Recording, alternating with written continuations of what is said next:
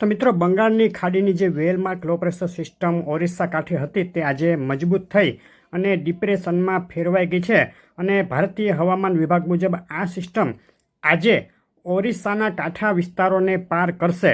પરંતુ જો આપણે સેટેલાઇટ પિક્ચર જોઈએ તો સેટેલાઇટ પિક્ચર મુજબ આ સિસ્ટમ ઓલરેડી ઓરિસ્સાના કાંઠા વિસ્તારોને પાર કરી અને હાલ ઓરિસ્સાના વિસ્તારો ઉપર આવી ગઈ છે. સિસ્ટમ ડિપ્રેશન લેવલની છે, ઘણી મજબૂત દેખાઈ રહી છે. આ સિસ્ટમ આગામી 48 કલાક સુધીમાં પશ્ચિમ ઉત્તર પશ્ચિમ દિશા તરફ એટલે કે છત્તીસગઢના વિસ્તારો તરફ આગળ વધે તેવી શક્યતા છે.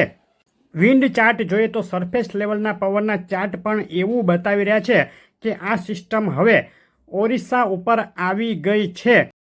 700 HPA ઊંચાઈ ઉપર અત્યારે જોઈએ તો પવનોનું એક સર્ક્યુલેશન એટલે કે બહોળું સર્ક્યુલેશન જે ડિપ્રેશન સિસ્ટમ છે ત્યાંથી લઈ અને પશ્ચિમ કાંઠે દક્ષિણ ગુજરાત, દક્ષિણ સૌરાષ્ટ્ર અને મહારાષ્ટ્રના મુંબઈ કાંઠા સુધી ફેલાયેલું છે.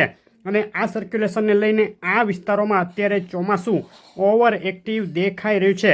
સેટેલાઇટ પિક્ચર ઉપર નજર કરીએ તો આજના વિઝિબલ સેટેલાઇટ પિક્ચર મુજબ આ જે સિસ્ટમ છે તેનું એક સ્ટ્રોંગ સર્ક્યુલેશન એટલે કે વોર્ટેક્સ ટાઈપનું સર્ક્યુલેશન અત્યારે દક્ષિણ ગુજરાતના વલસાડના વાપી નજીક દેખાઈ રહ્યું છે.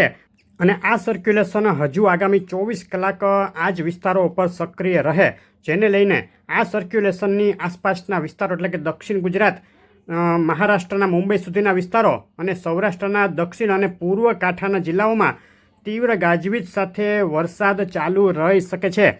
ગુજરાતના બાકીના વિસ્તારોમાં વરસાદની સ્થિતિ શું રહેશે તેની વાત કરીએ તો કહ્યા મુજબ જ દક્ષિણ ગુજરાતના લગભગ તમામ જિલ્લાઓમાં આગામી 24 કલાક સુધી મધ્યમથી લઈ અને ક્યાંક ભારે એવો વરસાદ પડી શકે. વલસાડ આસપાસના વિસ્તારોમાં અતિભારે વરસાદની શક્યતા પણ ગણી શકાય.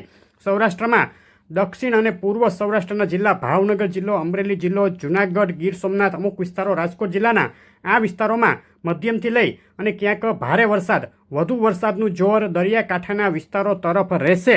તે સિવાય વાત કરીએ તો સુરેન્દ્રનગર, અમદાવાદ આસપાસના વિસ્તારો તેમજ ઉત્તર પૂર્વ ગુજરાતના વિસ્તારોમાં તીવ્ર ગાજવીજ સાથે હળવા ભારે ઝાપટાથી લઈ અને હળવો મધ્યમ વરસાદ કેટલાક સ્થળે પડી શકે.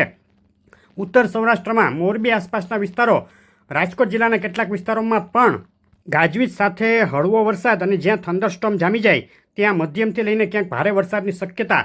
પશ્ચિમ સૌરાષ્ટ્ર, જામનગર જિલ્લો, પોરબંદરના વિસ્તારો તેમજ દેવભૂમિ દ્વારકાના વિસ્તારોમાં છૂટાછવાયા સ્થળે છાંટછૂટ હળવા ભારે ઝાપટા કેટલાક સ્થળે શક્ય. જો થંડરસ્ટોર્મ બને અને આ વિસ્તારોની નજીક આવે તો અમુક વિસ્તારોમાં થોડો વધુ વરસાદ શક્ય, પરંતુ ખાસ મોટી શક્યતા આ વિસ્તારો માટે હજુ 24 કલાક નથી દેખાઈ રહી. કચ્છમાં પણ અમુક વિસ્તારોમાં છાંટછૂટ કે હળવા ઝાપટા સિવાય કોઈ મોટી શક્યતા નથી દેખાતી. બનાસકાંઠા, પાટણ વિસ્તારમાં ગાજવીજ સાથે અમુક વિસ્તારોમાં હળવો વરસાદ અને ભારે ઝાપટા નોંધાઈ શકે. તો આ હતી 6 તારીખની સાંજ સુધીની આગાહી. આગળ અપડેટો આવતી રહેશે તો જોવાનું ચૂકશો નહીં. વિડીયો લાઇક, શેર કરી ચેનલ સબસ્ક્રાઈબ કરવાનું ભૂલશો નહીં. આભાર.